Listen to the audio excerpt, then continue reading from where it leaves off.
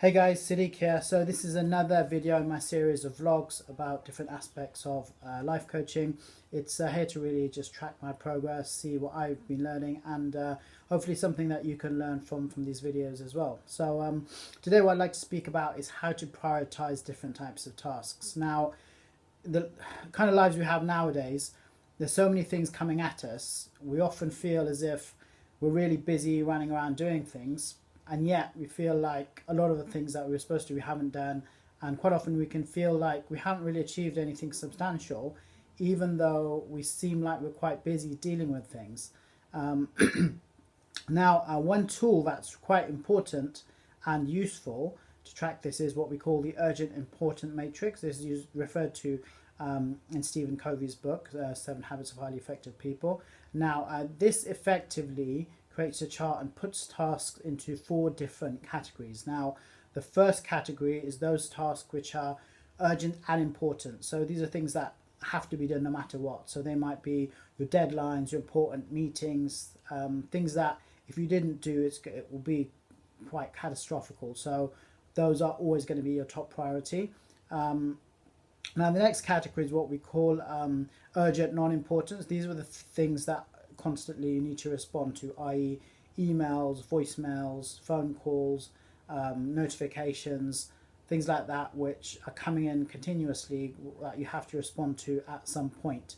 The next category is what we call important non-urgent. So this will involve things like creating long-term strategies or 5-year plans, business plans, or just sitting down and deciding what your goals are for the next year, things like that, or deciding if you want to have a career change or which avenue your life is going. These are the kind of things which they are certainly important and they're going to help develop you in the long term, but often they don't have that same level of urgency attached to them.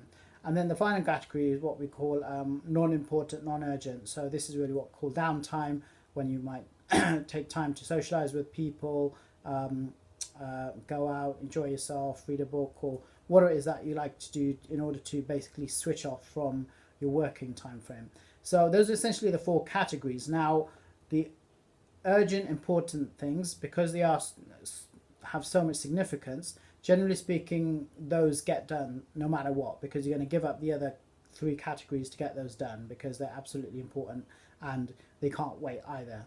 There's always important time frames associated with them that have to be met. And on the flip side of that, I mean, the human mind can't be working constantly, so at some point we always need to switch off. Even if we don't make conscious time to do that, we often get to the point where we feel, look, I just need a break, let's go out and do something. So again, the non-important, non-urgent things, again, most of us do take at least some time out to just relax and enjoy ourselves.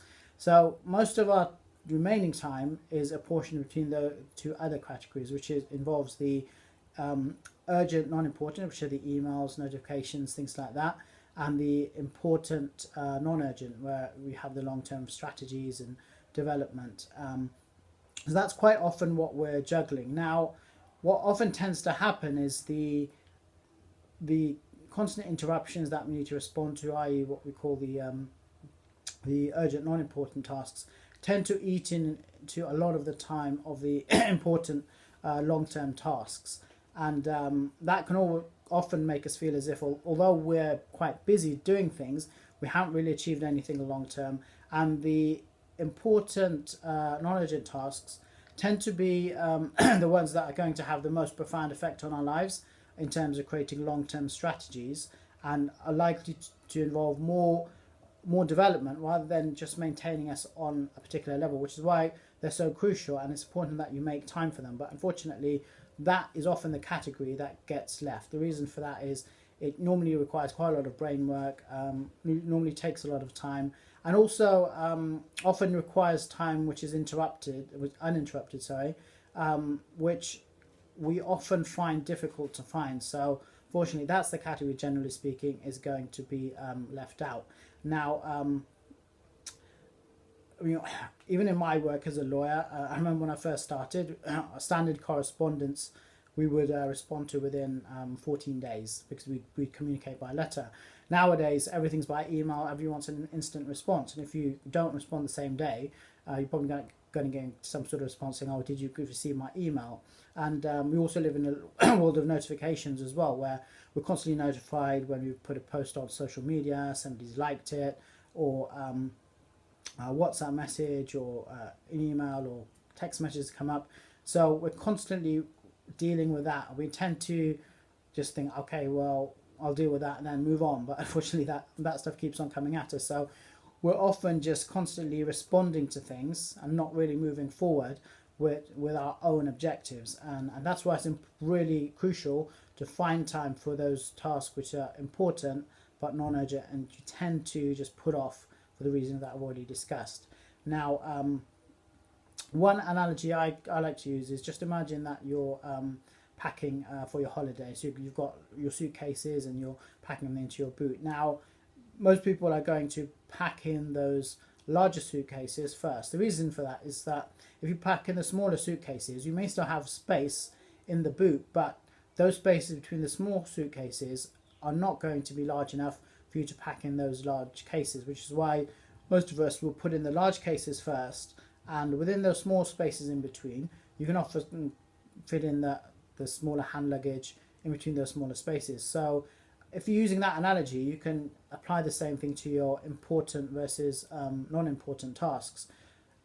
If when planning your calendar or your week or your month, if you put in and book in time that's solely for those important tasks, even if they're non-urgent, they may take some time. You may need to allocate an hour or two to really go through them. But if you book that time in, the remaining tasks, which are not as important, it's easier to fit those in those smaller slots. So you might have like half an hour, 15 minutes. You can go through, check your emails or check your notifications or get back to somebody within that time. And adopting that strategy hopefully will help you achieve those important tasks and move forward and have a better balance overall. Because I think it's really important to have a balance between those tasks which are going to simply maintain you at a particular level with those other things which are going to help you develop. It might be your personal development, it might be your career, it may be building your business, or